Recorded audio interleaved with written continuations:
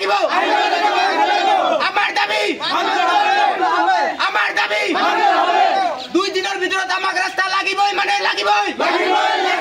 2 দিনৰ ভিতৰত আমাৰ ৰাস্তা লাগিবই মানে লাগিবই গৰিব সমষ্টি মুৰ্দাবাদ মুৰ্দাবাদ মুৰ্দাবাদ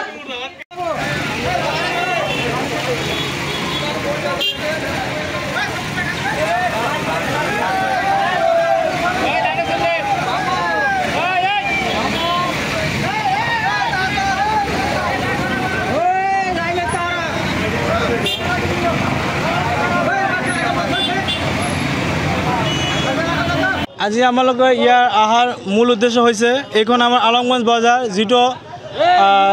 ১৭ নং গৌৰীপুৰ সমষ্টিৰ অন্তৰ্গত আমাৰ বহু দিনৰ পৰা এইখন ৰাস্তা এনেকুৱা দুৰৱস্থা ইয়াত বিভিন্ন ধৰণৰ মানুহ শিক্ষাৰ্থী বজাৰখনৰ নাম হ'ল আলমগঞ্জ বজাৰ এইখন বজাৰত মানুহ বিভিন্ন ঠাইৰ পৰা বিভিন্ন ব্যৱসায় কৰিবলৈ আহে লগতে এইখন ৰাস্তাৰে বিভিন্ন শিক্ষাৰ্থী বিভিন্ন ব্যৱসায়িক ইয়াতে চলাচল কৰে কিন্তু আমাৰ ইয়াৰ দুৰ্ভাগ্য কথা যে আমাৰ 2 টাৰ্মৰ পৰা আমালোকে AIUDFৰ পৰা আমালোকৰ মিজানুৰ ৰহমান ডাঙৰীয়াক আমালোকে MLA বনাইছোঁ কিন্তু সিহঁতে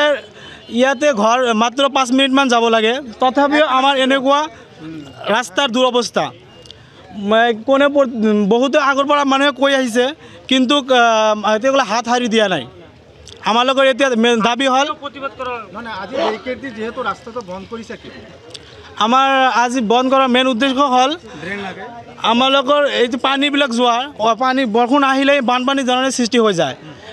সেইকাৰণে আমাৰ তাৰ দাবী যে দুয়োফালে ড্ৰেইন চিষ্টেমটো ব্যৱস্থা কৰি দিব লাগে যাতে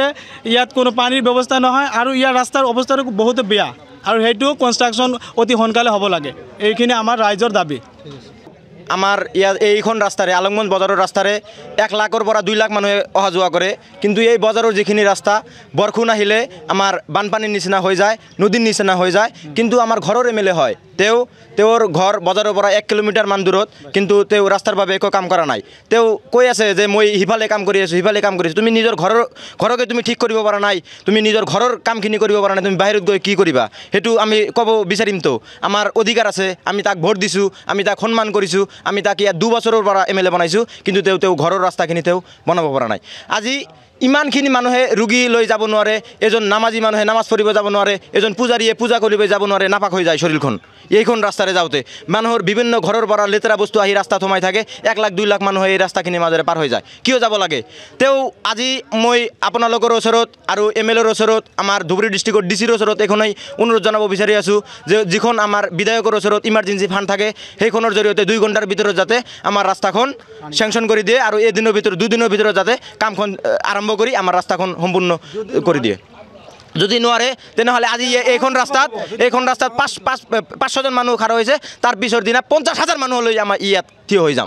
আন্দোলন হ'ব যদি নোৱাৰে তেওঁ কেতিয়াবা আমাৰ লগৰ সন্মুখত যাতে ভোট বিচাৰিব আহিব নোৱাৰে সেইকাৰণে এই ব্যৱস্থা আমি সেই MLAৰ ঘৰৰ বিৰোধিতা কৰিম আমি DCৰ ওচৰত গৈ বিৰোধিতা কৰিম আমাৰ ঘৰ লাগিবই নহ'লে এনেকুৱা এটা সময় আহিব যাতে হিমন্তকৈ ইয়াত আহিব লাগিব ডক্টৰ হিমন্ত বিশ্ব শৰ্মা ছাৰকো ইয়াত আহিব লাগিব যিকোনো খবৰৰ বাবে যোগাযোগ কৰক 7099017330 লগতে 7099017110 নম্বৰত